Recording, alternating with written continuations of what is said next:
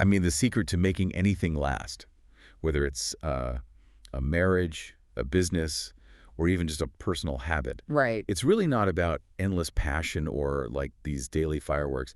It's actually about surviving the boredom. Exactly. Because we're entirely conditioned to chase the spark. Yeah, the honeymoon phase. Right, the big new launch. But we completely ignore the actual engine mechanics required to keep the car moving forward year after year. Once that initial adrenaline burns off. Exactly. Well, welcome to this deep dive into the mind key to the I Ching. Today, we are taking a philosophical framework that is, thousands of years old and applying it directly to modern behavioral psychology. And business longevity, personal habits, all of it. Right. And before we get too deep, for those of you looking to actively integrate this kind of framework into your own daily routines, the IYO app is a fantastic tool for that. It really is. Yeah, it's available right now on the Apple App Store. You can also grab a copy of The Mind Key to the I Ching on Amazon Books to, explore the intricacies we're unpacking today. Because it provides such a very different lens on what we define as success. Yeah. We so often measure success by the height of the peak. Instead of the length of the plateau. Yes. Exactly.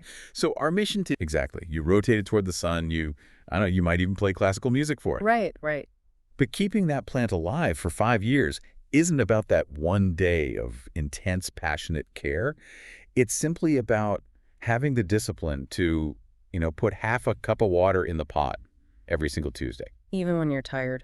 Even when you're completely uninspired by it. Because the plant doesn't need your passion. It needs your consistency. Yeah. And to understand how we build that consistency, we should look at the visual geometry of Heng. The I Ching uses these hexagrams. These structures made of 6 lines, right? Yeah. Stacked from the bottom to the top. Exactly. The bottom 3 lines represent your internal world, your foundation. In Heng, this is represented by the element of wind. Okay, wind on the inside. Right. And the top 3 lines represent the external environment you have to operate in, which is represented by thunder. So with thunder on the outside and wind on the inside.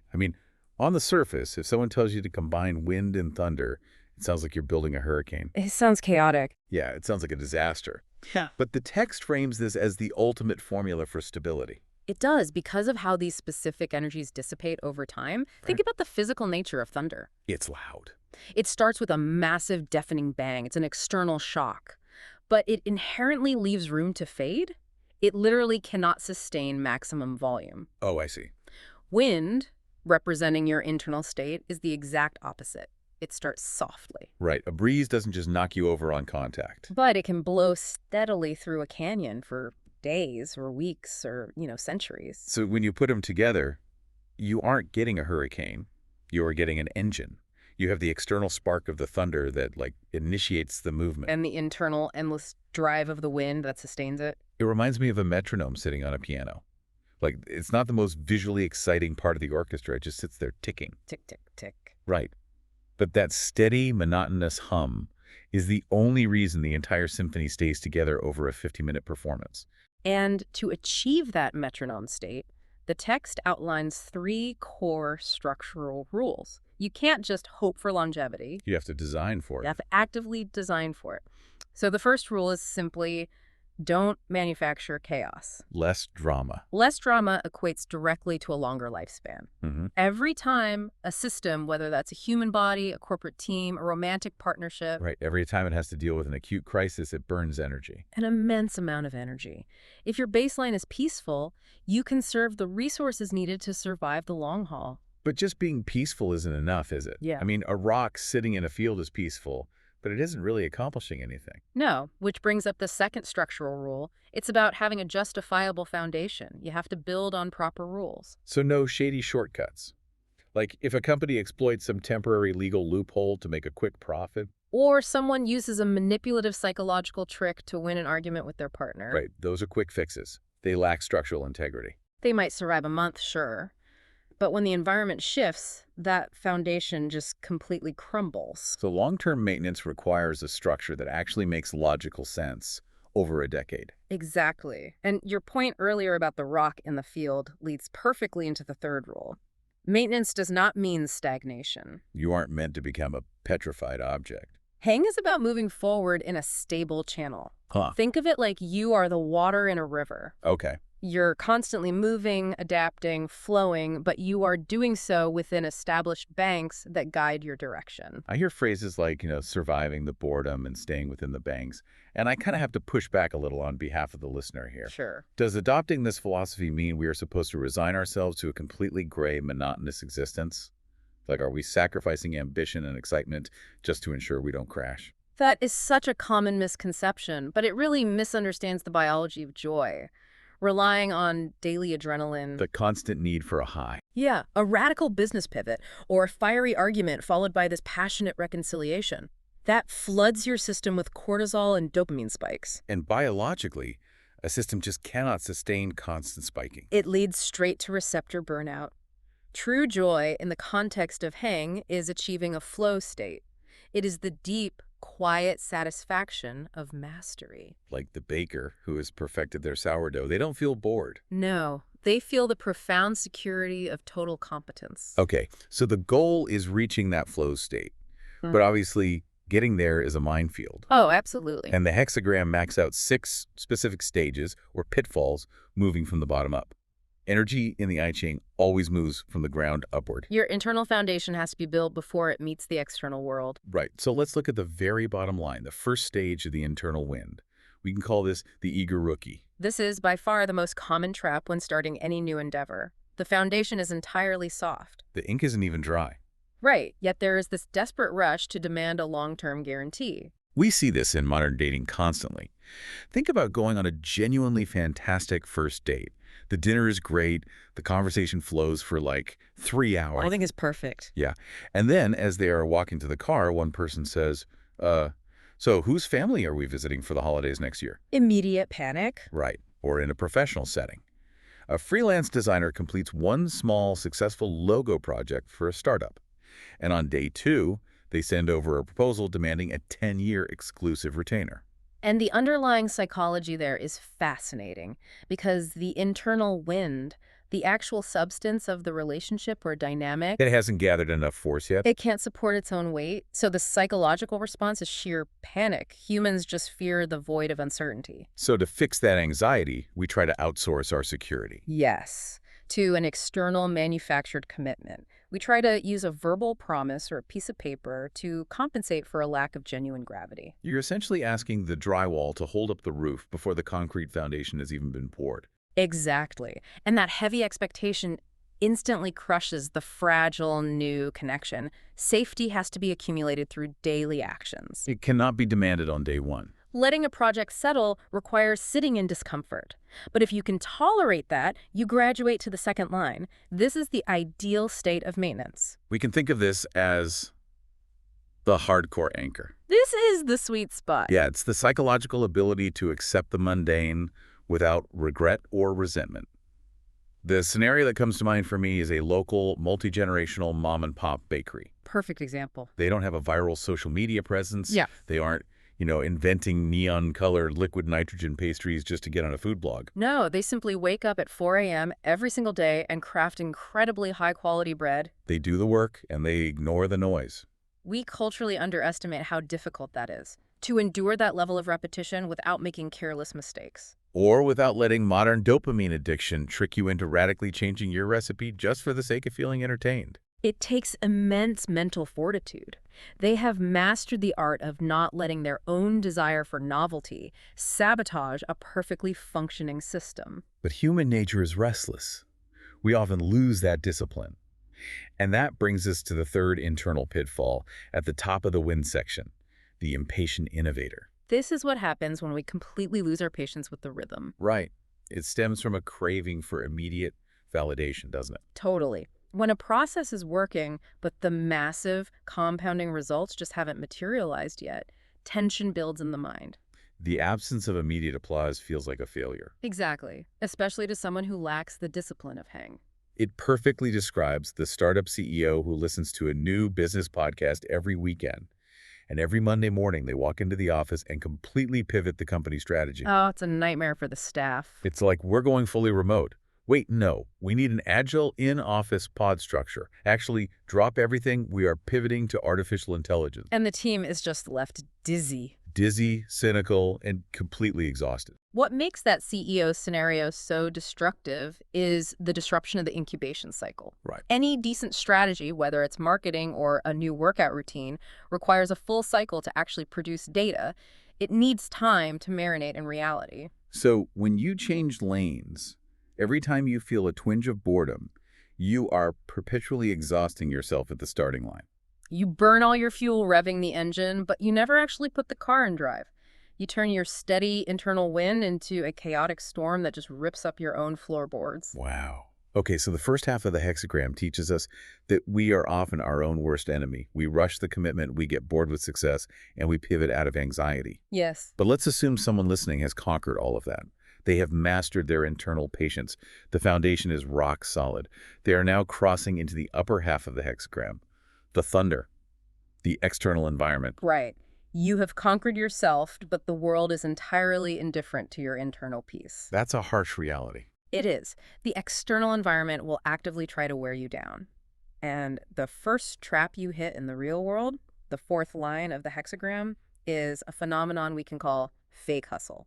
The text describes this specific stage as hunting in an empty field. And this one hits incredibly hard because the action itself feels so righteous. It feels productive. Exactly. The internal drive is firing on all cylinders, but it has become completely disconnected from the external reality of the environment. You are applying a massive amount of force to a vacuum. It's the university student who spends 12 hours straight in the library, chugging energy drinks, Yeah. but they are just staring blankly at the same page of a textbook. Absorbing absolutely nothing. Nothing at all. Or like a sales team executing an aggressive 100 calls a day cold outreach campaign for a software product that the market has clearly outgrown. Yes. It is the equivalent of sprinting on a treadmill for 2 hours and then getting furiously angry that you aren't any closer to the grocery store. The treadmill is the exact mechanism at play here. Because biologically, your heart rate is up. You are sweating. You are genuinely exhausted. Your brain is receiving all the physical signals that you are doing the hard work. Right. But Heng comes with a very sharp warning at this stage. Society glorifies hustle culture. Oh, absolutely. It tells us to never, ever quit. But if the environment has zero yield, your persistence is not noble.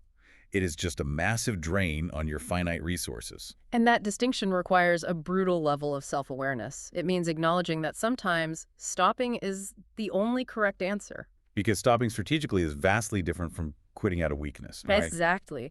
If you are hunting in a field that has no animals, swinging your spear harder and faster does not magically make animals appear. It just breaks your spear. And exhausts your arm, ensuring that when you finally do find a fertile field, you have no energy left to hunt. You must have the situational awareness to stop the treadmill, step off, and assess the broader landscape. So line 4 is the danger of applying too much stubborn force in the wrong direction. But as we move up to line 5, we encounter the exact opposite external trap: blind obedience. Right. This is being too soft, too yielding, and hiding behind outdated rules when the environment actually demands adaptation.